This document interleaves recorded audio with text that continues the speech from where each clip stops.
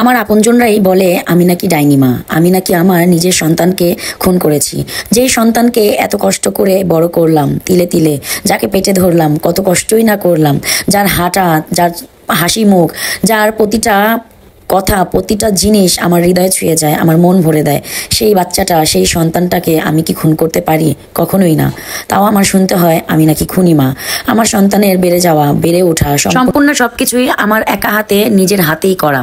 কারো সাহায্য পাইনি আমার সন্তানকে পেটে নিয়ে, বা আমার সন্তানের বেড়ে ওঠার সময়, আমার সন্তানের হামাগুড়ি থেকে নিয়ে, আমার সন্তানের 1-2 পা কাক দেওয়া পর্যন্ত নিয়ে হাঁটা শুরু, সবকিছুই আমার হাতে। তার পাশাপাশি পুরো সংসার, বৃদ্ধ শাশুড়ি শ্বশুর, তাদের সেবা যত্ন, তাদের ওষুধ দেওয়া, প্রতিটা জিনিস আমার উপরেই।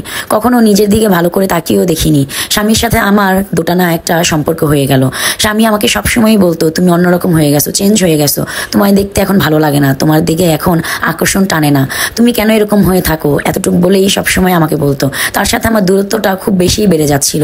তখন আমার কাছে মনে হইলো আয়নার সামনে দাঁড়িয়ে আমি আসলেই কতটা চেঞ্জ। আমি নিজের দিকে কখনো ভালো করে তাকিয়েও দেখি না, এগুলো ভাবতে থাকি সবসময়।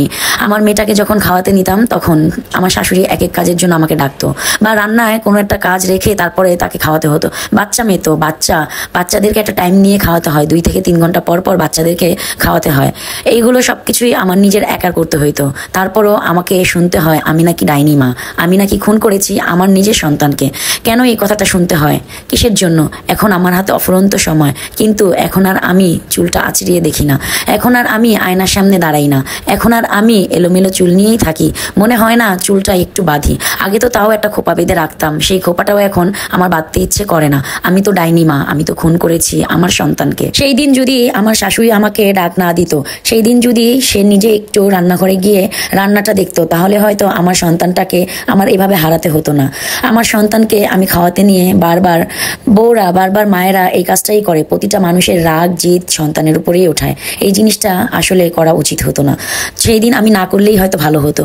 বাচ্চাটাও খেতে চাইতো না, বাচ্চাটাও খাবার খাওয়া নিয়ে খুব বেশি বায়না করতো, খুব বেশি মর্জি করতো, এতটা সময় লাগিয়ে দিত যে অন্য কাজের মধ্যে গিয়েও তাকে আবার খাওয়ার জন্য আসতে হতো, মানে একসাথে 2-3 কাজ করা, এইরকম একটা ব্যাপার হয়ে থাকতো। মেজাজটাও খুব খিটখিটে থাকতো। তার মধ্যে থেকে নিজে তো কতটা চেঞ্জ, কখনো নিজেকে আয়নার সামনে দাঁড়িয়ে দেখিও নি। গোসল করতে গেলে 10 থেকে 15 মিনিটের মধ্যেই বের হয়ে আসতে হতো, কখনো কখনো এর আগেই বের হয়ে আসতে হতো।